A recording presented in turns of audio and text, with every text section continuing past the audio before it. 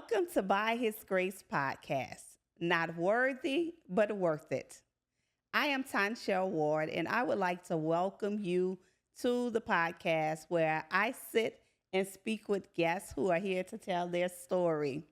And I have with me my girl, Keshawn Keedy Black Harris. Welcome to the podcast. Hi. Keshawn, she is a mother, an entrepreneur, rap artist, creative artist, and the founder of the Healing Circle. And we thank God for all that He is doing in her life. And she has such an amazing story. So we thank you for being a part, and we hope that you can be blessed by what she will share on today. So, Keshawn, tell us, where did the name Keedy Black come from? Growing up in a Magnolia housing development, they had a couple of Keedys. Keedy was a popular name, right? So one of my cousins used to always say, the Black Keedy. And he'll be like, the Black Keedy. And then I was like, don't call me that. I used to say, don't call me that because I didn't want to be singled out as the Black Keedy. And then it started wearing, on me, and I started becoming me, Keedy Black. Mm-hmm. So now you embrace it? Yes, I embrace it. It started becoming me. I started embracing it and, walking into it. Do you think your black is beautiful? I know it is. Just like yours, girl. Thank you so much. Do you ever get to share that with young girls who may feel like you felt as a child? When I started, years ago, I started a mentor program called Keedy Black Dolls. So I used to do it a lot, and I'm actually starting it next month. Okay. I'm starting back next month. Oh, Yes. congratulations. Yes, it's going to have a different name, and it's going to be a different twist, but it's still going to have the same meaning to it, with more scripture, praying, and teaching, young girls real young about God as well. Okay. And how will you put the word out about that? How will people find out about that? I'll post flyers on social media. I'll get other people to share and post. And I'll be sharing it here on today. So letting people know to follow me on Instagram and on Facebook and other social media outlets. And I'll be posting and sharing there and having other people to share and repost as well. Okay, well, great. Well, I wish you well with that and anything that you purpose to do. So, how was it growing up in New Orleans and being in a community where sometimes people think no good thing comes out of New Orleans? It was challenging, but what I love the most about it is back then we had village. Okay. We had a village. So when my mom was absent and when she wasn't there, they had other people that stepped in. Because very young, my mom used to leave us in the house by ourselves, and she'd be gone in the street for months, days, and we'll be trying to fend for ourselves at a very young age, and that wasn't easy at all, and it just continued to repeat itself over and over again until the age of 14. I was on my own raising my younger siblings. And you had the village concept. Did neighbors step in to help? So at the age of 14, it wasn't a village. Okay. It was me at that age, but at the more tender age, it was the village. Then at the more tender age, yes, the younger age. So you had to care for your siblings and do what needed to be done. Everything. Everything. And still attend school. At that time, I was in high school, and I still had to attend high school and keep the grades up, and I still graduated, and I was very successful there, but it was kind of painful, yes. But look at you now. Yes. And I'm about to share this with you. So when I first got my first house, Mr. Price, Miss Price's husband, Okay. Mr. Price was a furniture salesman, and he used to help me with the furniture, him and his boss. So I met them through my mom, Okay. and my mom used to go and buy a lot of furniture and stuff like that. So they were very familiar with us. And when we got our own houses, we started going over there and, getting furniture and stuff like that. So that's how I know Mr. Price. Well, that's such a blessing. Rest in peace, Mr. Price. That was my boy. You had someone that was willing to be what you need to provide a resource for you. Yes. So that was a resource for furniture.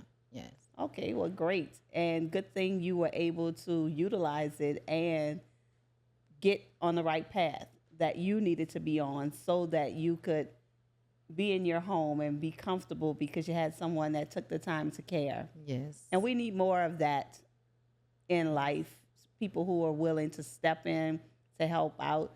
So thank God for that Yes. I don't know what made me think about that just now, but yes, because it made an impact. it did. And once you start telling your story, you start reflecting on things that made an impact. And so you thank God for Mr. Price. And as you said, rest in peace to him and his wife because they were such a loving couple and always together. Yeah, so we thank God for them. When did you start rapping? How old were you? Ugh, probably was like 6, 7 years old, first grade.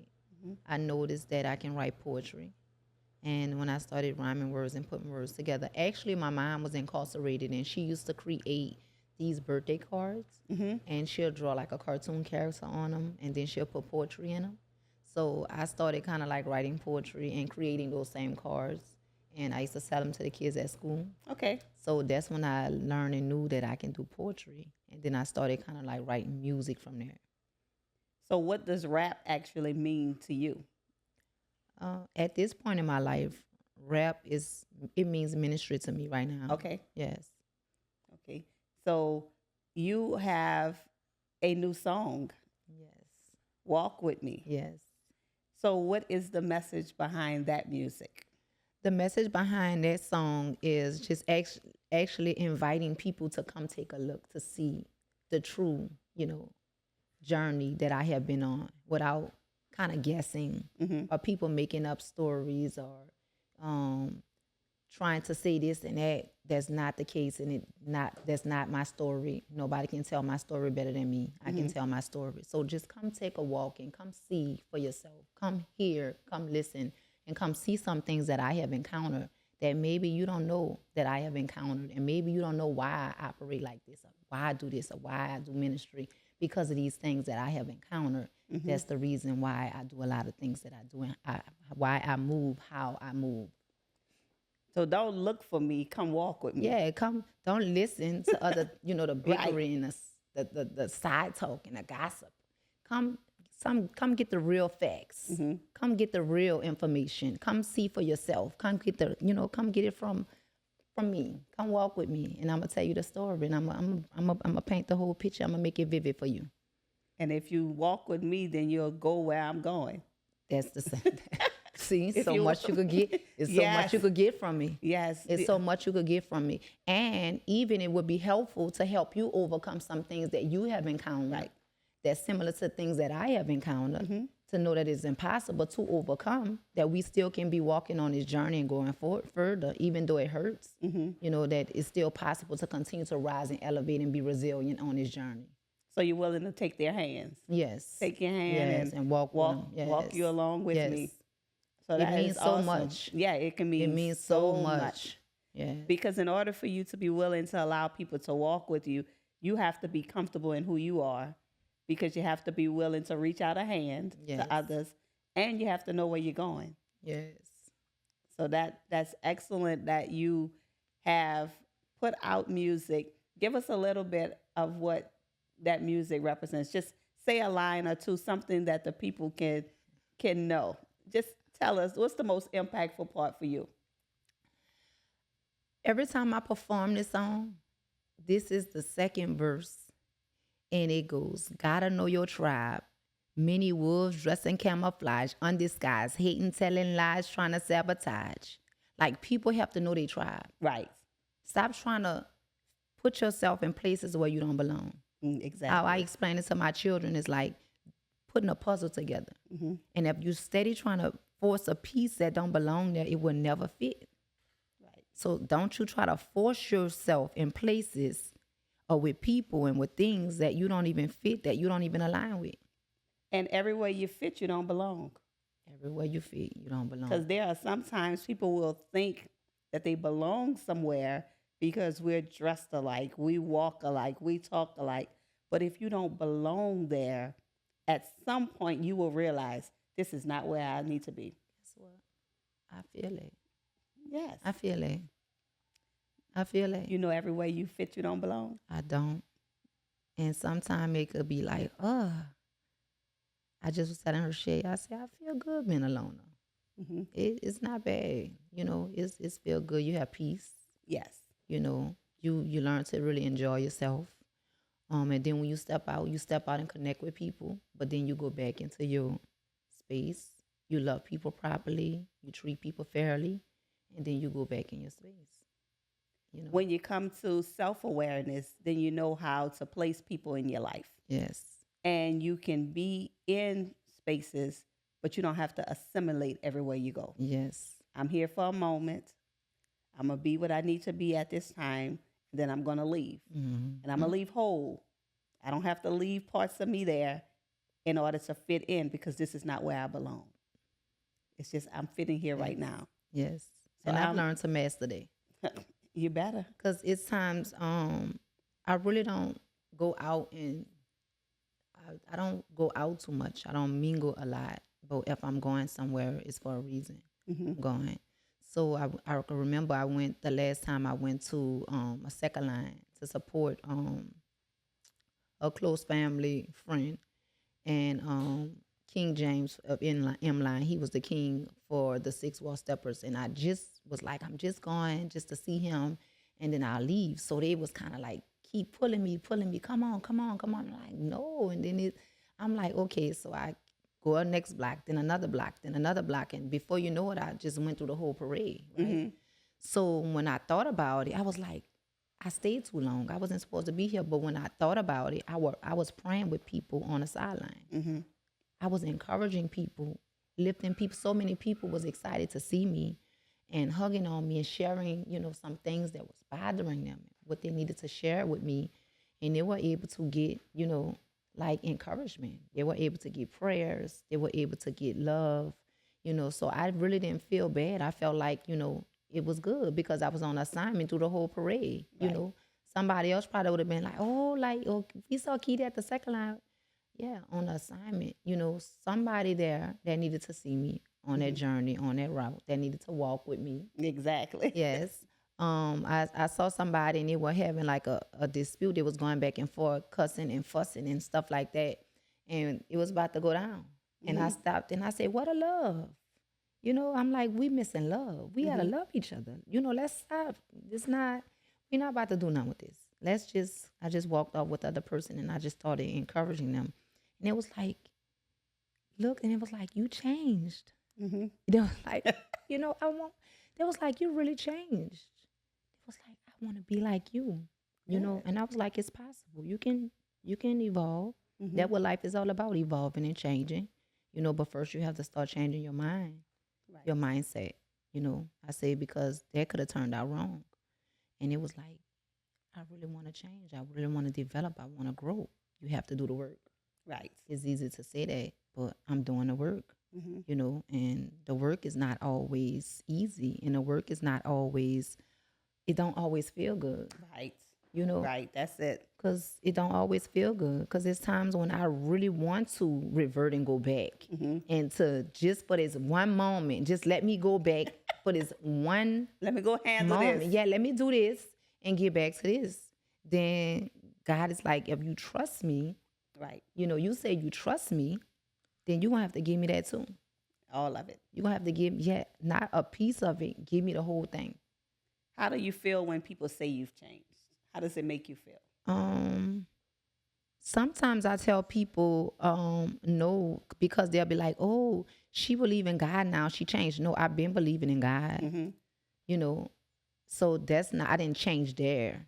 I'm just more developing, I've been praying. Right. It's just more of a development, and it's more of letting go of certain people, places, and things. So now you can really see me clearer. Right. So you actually changed into who you were all the time. This is who I was all the time. All the time. But if you really knew me, then you'll know that this has been me all the time. This has always been my character. My character didn't change. Only thing about me is I'm developing and growing up and maturing more, and learning more about God, getting closer with God. But as far as me changing in, Oh, she go to church now. I've been going to church all my life. Right. I've been seeking God's face all my life. Mm-hmm. You know, how do that look? How do a Christian look? I wonder how she or he look. I always want to ask that question to a group of people, like because I want answers. I need answers. How do a Christian look? Just because you dress a certain way or you wear a certain type of hairstyle, like or you have a certain type of job, do that not make you, you know, worthy enough?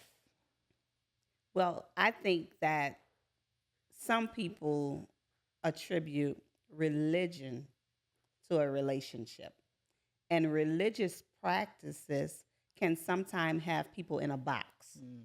And people who have not had an encounter with God, they feel like if you don't live in that box with that certain look and that certain style and speak in a certain way, they don't think that you are a Christian.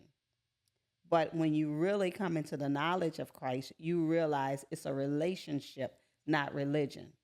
And so they think that if you don't have the long skirts, if you don't walk around, someone say, "How you doing? I'm blessed and highly favored. Glory be to God." If you're not that, people don't think that you are a Christian. But like you say, walk with me, follow me, and watch my lifestyle. And then you'll know that I have a relationship with God and I can dance and I can laugh and I can still go to the movies and I can still be who I am. But when it's time to shift, to go down, I've got us. Yes. But it's all about getting people to understand. And that's why I feel like sometimes people want God, but church and religion can make people think I'll never measure up. So that's why we have to tell people that That's it. you need to have a relationship with God. You have to go through a transformation in your heart, in your mind. Yes. You have to believe in your heart, confess with your mouth that God sent his darling son Jesus. He was buried, died, rose again, and coming back for us. And the word of God says you're saved. But they're looking for some formal thing to happen. Your hands not going to look new. Your feet are not going to look new. Your hands are going to touch things differently. Your feet are going to want to go places differently. But that's what it is. That's the beauty of it. Exactly. And when you know it, you can walk in it. Yes. That's the beauty of it. So tell us about the healing circle. Now that you have come into the knowledge of what God purposed you to be.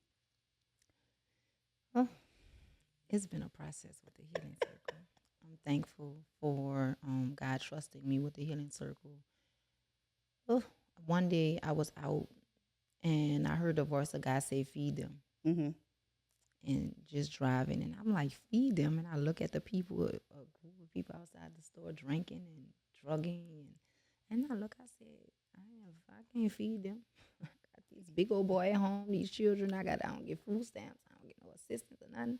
Gotta pay these bills. I cannot afford to feed them. Mm-hmm. And I just kept driving up the street, and when I made it home, I had a big old box of chicken on the counter. And I called my son and I said, "Who brought this box?" He said, "My uncle brought that box of chicken here." And I'm like, I was about to complain, be like, "I don't feel like cutting all this chicken. I don't even have no space to store this in a ice box or, you know." And then I heard the voice of God say, "Feed them." Mm-hmm. So he don't just give you vision, he gives provision. Right. So the minute I opened my mouth and say what I couldn't do, he showed me right there. It's not about what you could do. Mm-hmm. I asked you to feed them. Yes, that's all I asked you to That's do. all I asked you to do. I didn't say provide. I said feed them.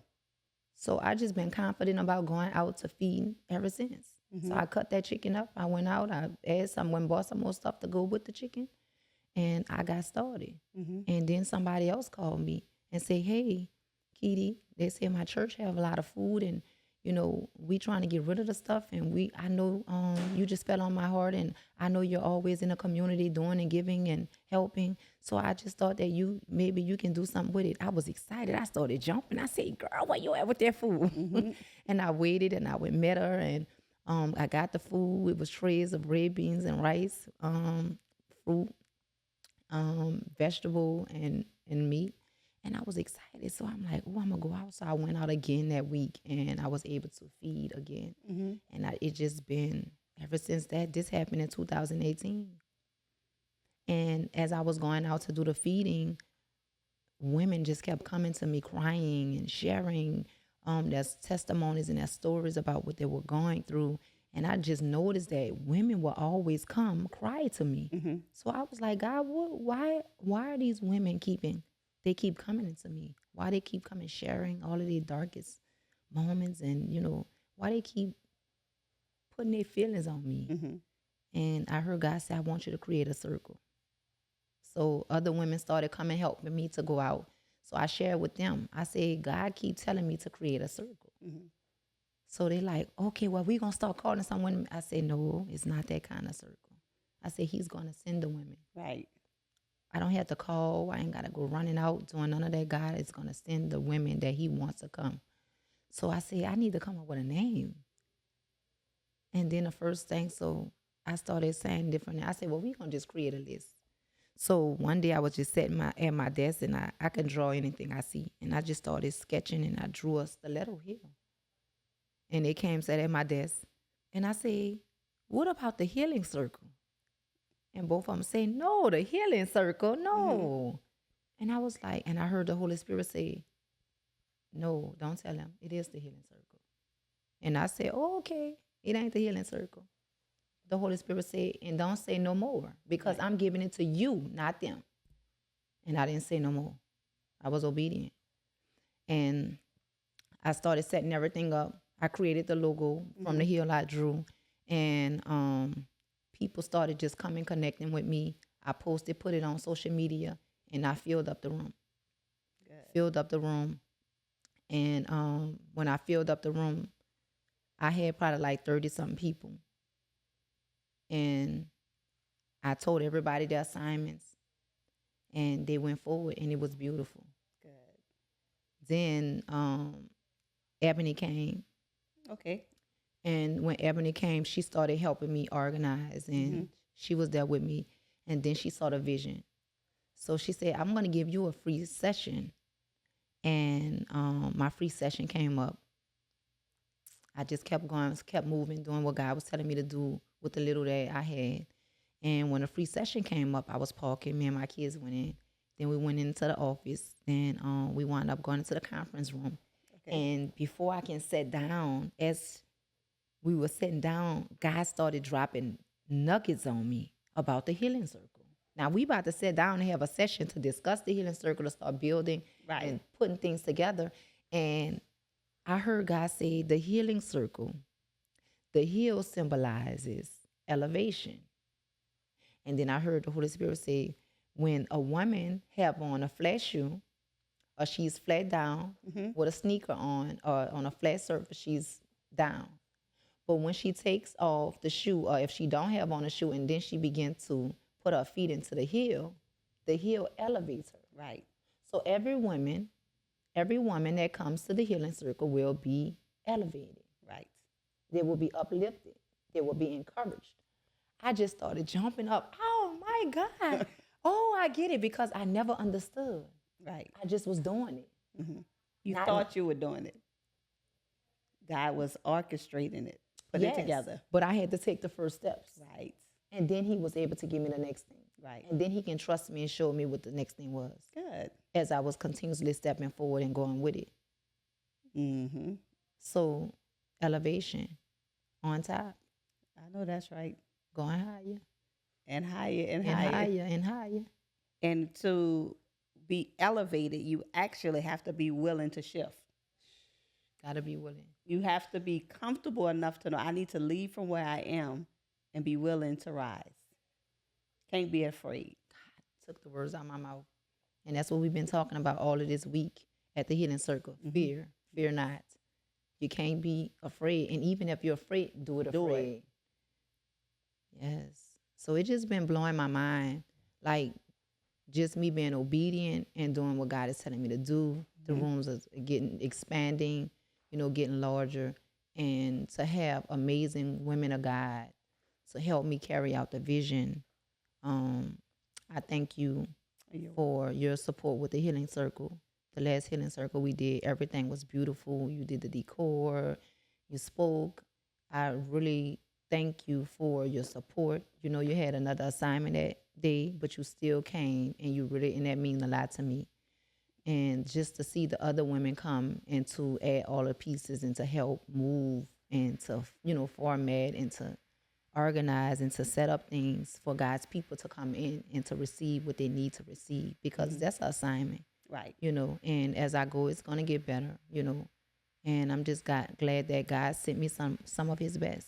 Right. And some of the women that's there, you know, they'll get there and continue to gradually grow and to get to that next level, to elevate and to continue to transform who God has called them to be. So I'm just thankful for the healing circle. So we'll still be going out to feed the Black, going out feeding the people, physical, spiritual food, also bringing out. So we started bringing out job listings to make sure that they have what they need, actually meeting the people right where they are. Right. So still going out to feed and pray with those people, encourage those people, bringing out all of the information as far as housing, assistance, different information, really connecting the dots and letting everybody know where the resources is and bringing the resources directly to the community. Good. Yes. And that's what they need. They need what the young people call a plug, a resource, someone to bring the resources to them. And as I watch your team at the Healing Circle, they are so passionate about their assignments. They were so eager and willing to do what's next, just jumping in, being of assistance. And that's what you need. You need quality people.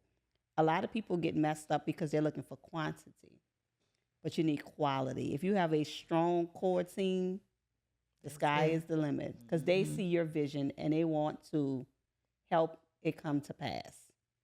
So that means that you have shown them that you are true about what you're doing, because they have the buy-in now. And I saw it reflected in all the ladies that were working at the Healing Circle. Passionate young ladies, hungry for God and supportive of your vision. And I'm grateful for each and every one of them. Yeah, they are awesome. Yes. They are some awesome ladies. So when you are out in the community and you are sharing and you're caring, what does it do for you? Like, how do you feel when you see a life that you've impacted? Because that's what this is all about. You make me feel proud. That's my payback. Yes. Just seeing results, seeing people get better, seeing people improving.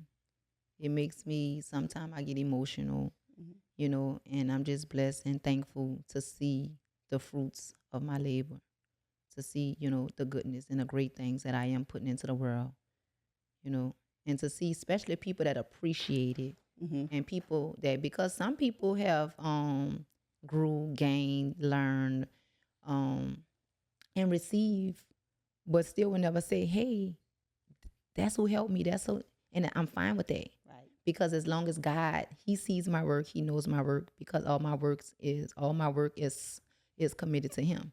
So when I commit my work to him, no matter what the work look like, even if people looking from afar and they're learning from me from afar, it's still my works. Right. You can't take my work away from me, because even if you learning in secret from me, and if you're growing in secret from me, then you still can't take my work from me, because God sees my work. Right. You know what I'm saying? And it's not about me just being boisterous, like, oh, that's my work. No, but it's still good to know what you're doing, you know, and just to hear when you go into the community, people to say, oh, keep up the good work, I'm watching you. Or you helped me with this, or you said this on social media, and this made me get up out my dark space. Good. Or this made me go back to school. You the reason why I'm the type of mother that I am, because of the way you care for your kids, and I watch you closely. Like when I hear people say all these different things, and I'm like, wow, I'm making this impact. Right. You know, this the kind of work, and it makes me want to continue to go harder. So that's why I tell people, share. Like if I ever give you a word and it come to pass, and you see it, or you whether you received it or didn't receive it, and then you had to receive it, come share that with me. Right. Because what that makes me do is be more on fire for God, to know, you know what I'm saying, that my work is not in vain. Exactly. And you can be a message to people, even just entering a space. People are watching. Yes. And because we know that people are always looking at you, and now you have this walk with me, people want to see that walk. And even if you don't speak anything in a space, someone is Yes. learning how to walk in the boldness of God, how to embrace when God sends you and you have to do it, not knowing exactly all the details, like He had you on an assignment and you were thinking, feed me naturally food in the beginning, but God said, feed my people. So that means you're going to feed whatever they need, because everyone doesn't need a piece of chicken, but whatever they need, you have it. Yes. So that's awesome. I've heard you speak about the secret place before. And a lot of people get afraid when they have to isolate themselves, because you have to close the doors to people you are familiar with, things you enjoy. Tell the people about what the secret place means to you and the importance of it. The secret place is the beginning of my foundation. Watching my grandmother go into the secret place, getting up early mornings with her and laying before God, laying prostrate before God. And I have to go back to the secret place often, many times, a lot of times, and to know that that place is not it don't have an address on it. Mm-hmm. And that's what I love about the secret place. It don't have an address on it. And when I say that, some people be like, the secret place don't have an address. No, it's by spirit. Mm-hmm. So that means you can locate God by spirit at any location, wherever you are. Right. So you could be sitting in your car and just had a bad accident, and you can locate Him right there. You could be in an ambulance. Mm-hmm. You can be in a club, and you can locate Him. Many times I done located Him in a VIP. Mm-hmm. And they used to laugh. I would whoop out that little orange Bible and start reading Psalms 91, Psalms 23 and 27. Mm-hmm. And they used to be purring laughing in a VIP. Look at her, yes, be protected. Right. Yes, I have to get into the secret place. Better yet, when I went out to the ball, I told you about that when I went out to the ball, mm-hmm. and it was past my curfew, and it was like 3 a.m. and here I am sitting at the table, and everybody juking around, mm-hmm. with the music going on, and I'm sitting there like, in the presence, they think I'm there, but I'm not even there. Right. I'm in a secret place. I'm way somewhere else. Mm-hmm. I'm in a whole nother location. And for a girl to come tap me, talking about I'm in her seat, trying to interrupt me in a secret place, girl, you better get from around here. I'm in a secret place. I'm not even here. So it's just another location by spirit and by truth and by spirit. And it's somewhere where you always want to find yourself. It's a good space to always go to and be. And it's a place where you can hide yourself in that place. You can go and you can share anything what you need to share with God in that place. You can run your secrets there. You can cast your cares there, your worries. You can put your children there, their names there, your spouse, whatever you need to bring there to that secret place. Go before God and just have that special time with Him. No matter where you are, no matter what's going on, you can always locate Him. Exactly, because He's there to be found. Yes. He's there to be found. Well, that is awesome, and I am so glad to have you here and to let you tell your story. So what's the one thing that brings you joy? Helping others. Helping others. Yes. So you are a helper. Yes. Do you receive help easily? Do I? Yes, I do. You do? Okay, good. I do from certain people. Okay. From certain people, I do. Well, good. I do. Sometimes because it's kind of challenging for me to just give you something. Mm-hmm. So, like, if I see and I know that I can trust you with it, then I could easily hand it over to you. Okay. So, other than that, my hand's still going to be on it. I'm still going to be monitoring it, running around trying to get these things done. So that's why I have never really got into a place to where when I'm setting up for the healing circle, where I cannot be there. I just can't wait to get into that place to where I really don't have to be there at all to do anything. And they'll be able to fully carry out the full vision of what it is that I desire and, for it to look like. But that's why you always going to see me running around, hands on, doing things, because sometimes when I'm going to monitor you and see once I give you the assignment. Right. how you gonna handle the assignment, you know. So are you mature enough to handle that assignment for me to fully just release it and give it to you to the fullness, you know? So yeah. Wow, that's awesome to hear that you are willing to give help and receive it, Yes. but still making sure that we stay focused on the task at hand. Yes. So that's a great thing. And as I shared with you, you have a really great team. Other than the project that you mentioned earlier, do you have anything else that you're working on, whether people can find you and follow you? So you guys can follow me on social media at IAMKEEDYBLACK. That's on Instagram, and on my ministry page is the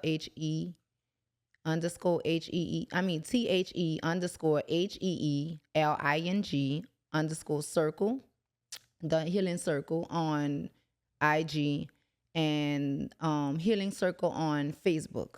Okay. So you guys can find me there. I post a lot on I Am Keedy Black page because it's like is where all of my followers at.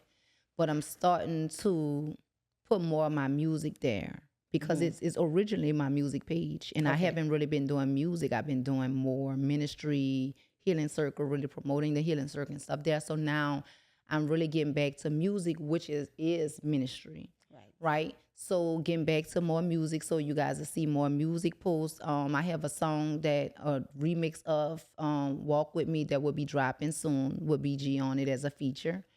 I'm gonna be dropping that soon. I'm not sure. I don't have a date. I just don't want to throw it out there, but Okay. it's coming. It's coming. I also have a new book. I'm an author Okay. of two amazing books already. I have a new book that I'm working on. I actually completed the book like a year ago, but some type of way everything erased. So now I'm hearing God just keep pushing me, pushing me, pushing me back to get back to the book to Okay. complete it. So I started working at it, and I'm gonna start really pushing myself to work at least 2 to 3 times a week. Spend a little more time with creating and formatting and putting everything together so I can have it out by the summer. Oh, good. So I'm challenging myself to do that. Well, Yeah. congratulations on So all your thank you. projects. And I thank you so much for being here. Thank you for being my special guest. You know, I love you and I'm so I proud love of you you. watching you continue to take this walk and being a presence everywhere you go. Because when you're out, people see you all the time. I've been around you, and people are so excited to see you and they love you for who you are. Yes. And now you're showing them there's more to me to love. Yes. You know, if you thought you loved me then, Yes. just watch me now. Yes. And I Watch me love now. people. Hmm. I love people. We have good people in the world, Yes. and I really love people. I love to help people. I love to encourage people and uplift people, and I am for the people. Good. Yes. So Good. whatever God say do, if He say don't, then don't. If He say do, then do. So Absolutely. yeah. Well, I thank Keshawn Harris for being with me on today. And I just want to leave something with you. She has shared with us the importance of obedience to God, how she took her passion and made it into purpose by trusting God, believing in God, and doing His will. You have to make sure that no matter what you do, you trust and believe in God because your passion can be your purpose. Continue to follow me, Tanshell Ward, by His Grace Podcast. Not worthy, but worth it. I thank God for you, and you be blessed. Bye bye.